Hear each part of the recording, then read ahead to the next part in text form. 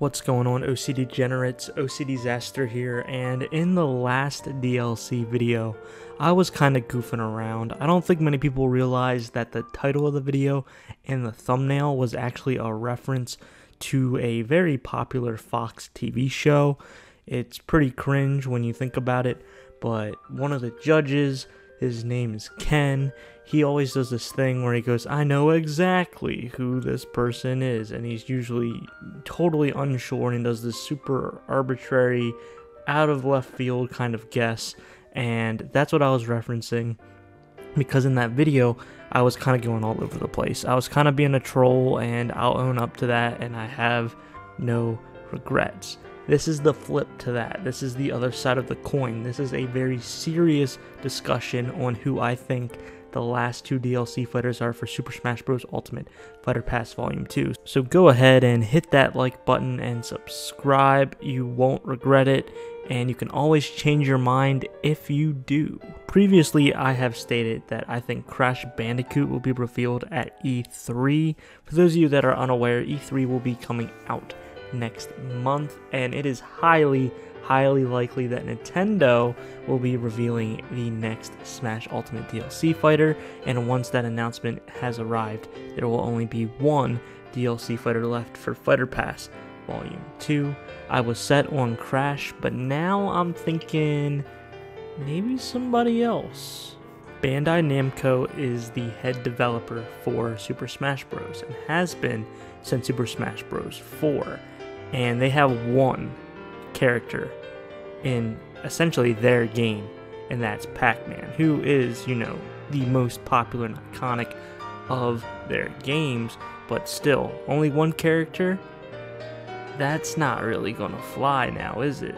Now, looking at Bandai Namco's line of video games, you see more of a trend of anime adaptations over anything else, and as we know, Sakurai explicitly stated that it has to be a video game original character in his Smash Bros. No anime characters, cartoon characters, TV characters, movie characters, anything like that. They have to originate from a video game first and foremost. So that annihilates a huge line of Bandai Namco games, because they have One Piece, they have Jump Force, they have Naruto, they have a lot of licensed games. So that leaves pretty much Dark Souls. Dark Souls is one of their most popular games. They worked on Tekken and the Tales series. I'm gonna go ahead and rule out the avatar from Dark Souls. I just don't see that character getting into Smash Ultimate over the other possibilities that we have.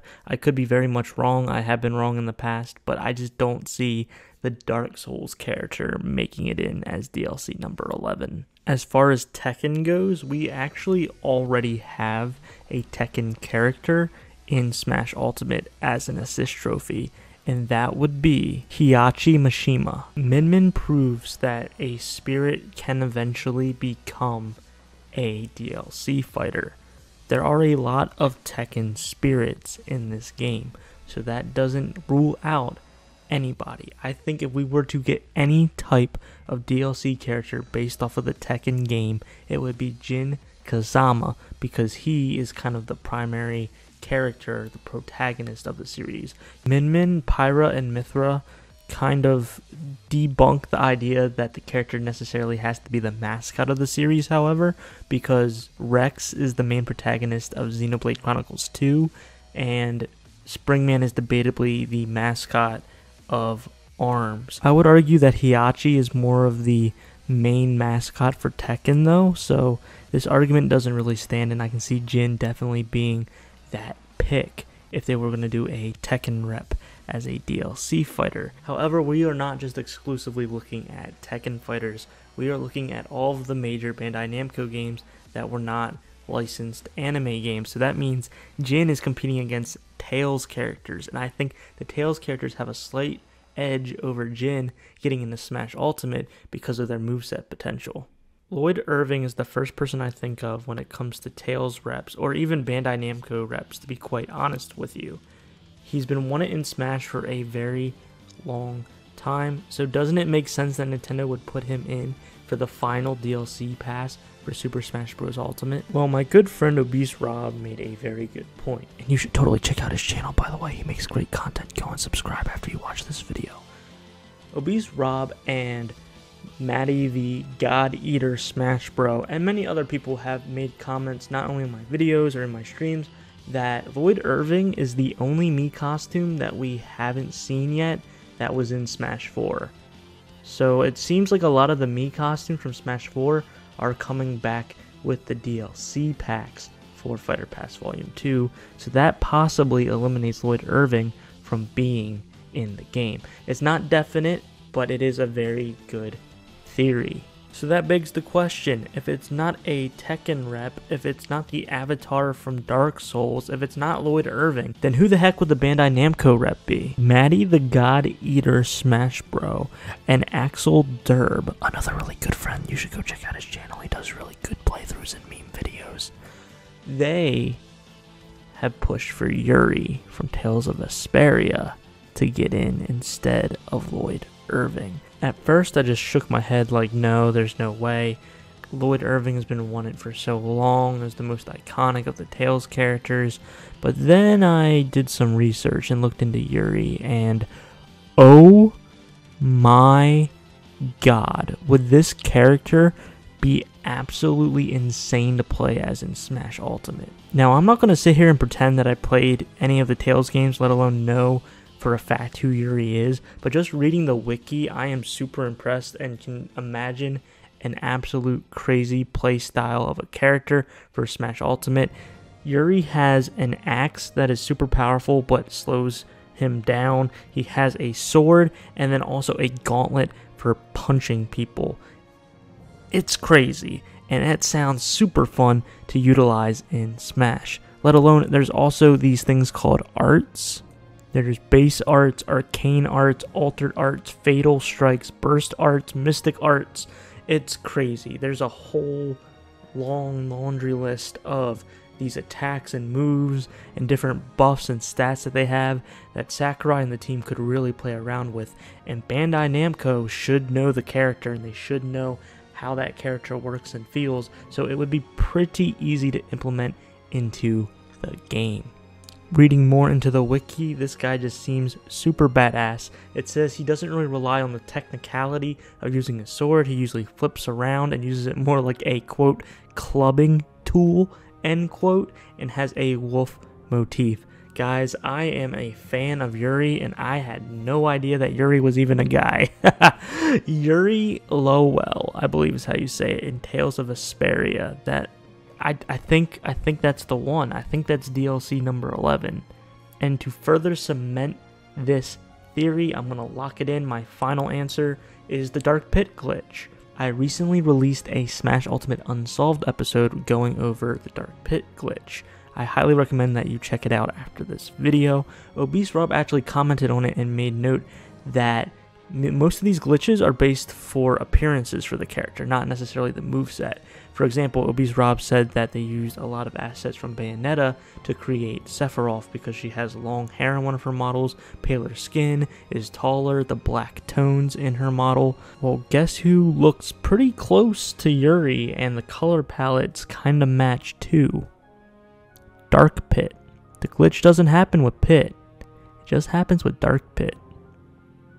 The face shape, the hair's a little bit different, but the colors, I'm smelling something pretty sexy. And there you have it. That is my evidence for Yuri making it in to Super Smash Bros. Ultimate as DLC Fighter 11. I think there is a lot there, with the Lloyd Irving being a Mii costume, with Bandai Namco only having one rep in the game so far, and with the Dark Pit glitch to put a nice little ribbon, a nice little bow on top of the present for all you Tales fans out there. Just imagine the possibilities with this character. Will he be broken? Probably, but would it be badass to play as him? Abso-fucking-lutely. And finally, we have the DLC fighter number 12. And guys, I have to be completely honest with you, I really don't know. I'm teetering between two iconic characters that are both heavily wanted in Super Smash Bros. And have been for a very long time. One of them even has a few trophies in the game, and Nintendo has recently written a letter about this character, not saying that they're not in the game or that they are in the game. And then the other one, it's mostly speculation and theories. I am of course talking about Crash Bandicoot and Rayman.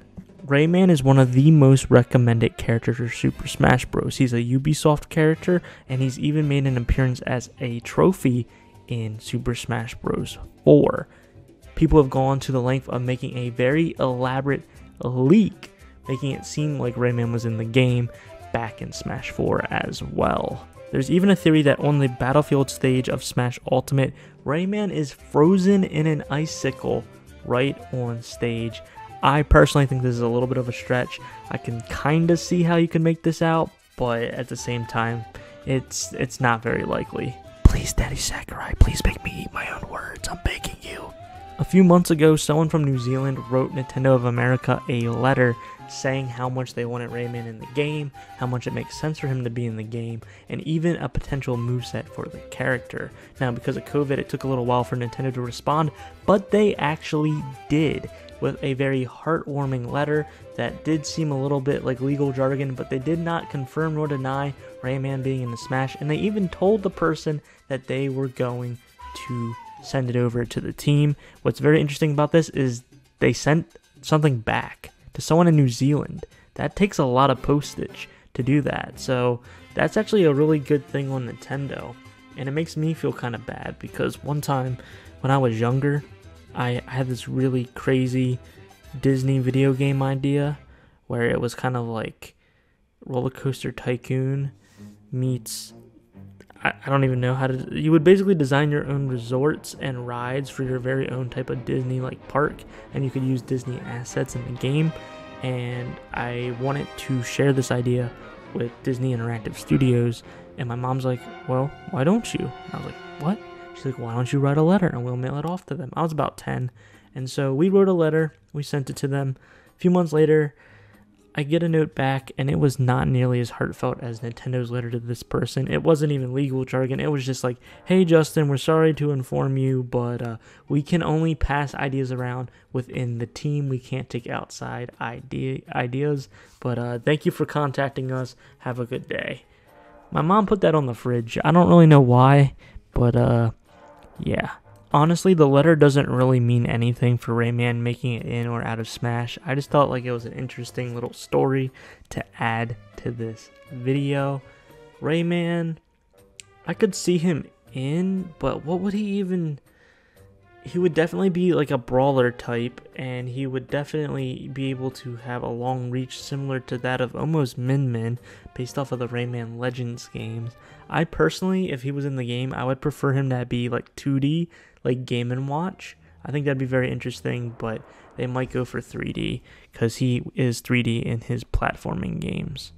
We have other Ubisoft representation in Smash Ultimate, besides the Rayman Spirit, which now reminds me they even have a model of, I can't remember what that assist trophy is, but it's in that Spirit battle, and they actually have detached hands, like they don't have arms. They could use that model for a baseline for Rayman. Wow, I just thought of that.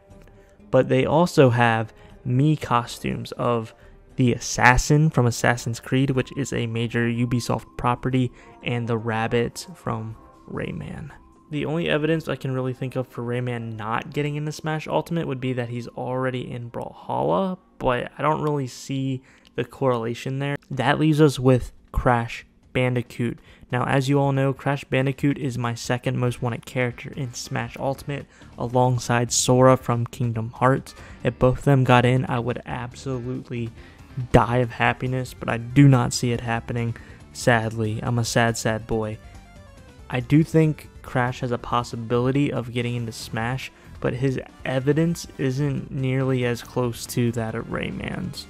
The only thing really going for Crash is that, one, he's one of the most iconic video game mascots out there, and it only makes sense to put him alongside Mario, Sonic, Mega Man, Pac-Man. I've already mentioned this 1,000 times in my DLC speculation videos, and it's not really anything. There's no merit to that. It doesn't serve any purpose for him actually getting in.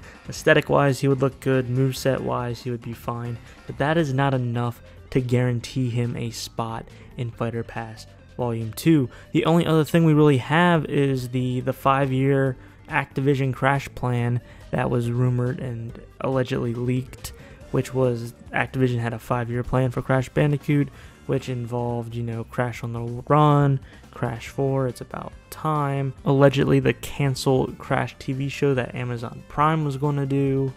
It's all just rumors though. There's no concrete evidence that this is an actual thing. We just had Toys for Bob confirm that they're taking most of their priority over to Call of Duty, which doesn't necessarily have anything to do with Crash being in Smash. It's just something I want to bring up, and it's kind of ironic because I kind of made it a thing in the last video, but you just gotta get the views, man. Breaking news, guys, I actually had to edit this part of the video because there has been a new development. Thanks once again to Obese Rob. Seriously, you guys need to check out his channel for letting me know that there has been confirmation based off of the Toys for Bob, I want to say reassignment, that a PR rep for Crash Bandicoot specifically said that they're still going to be working on Crash 4, and that for the 25 years of Crash being alive, they are going to be celebrating with more and more things to come. So we actually now have more evidence for Crash being in Super Smash Bros. When it comes down to brass tacks, Crash makes the most sense. He looks and would fit into the Smash Ultimate roster perfectly. He is definitely the highest demand out of any of the characters that I've mentioned in this video. Alright, so here we go. We're locking in our final answers. Originally, I was going to say it was going to be Yuri and Rayman as the last two DLC fighters. DLC number 11 was going to be Yuri, and DLC fighter number 12 was going to be Rayman. However, due to this new Crash development, I'm going to have to say that I think Crash Bandicoot is going to be DLC number 11, presented at E3 in June, and then DLC number 12 is definitely going to be Yuri Lowell.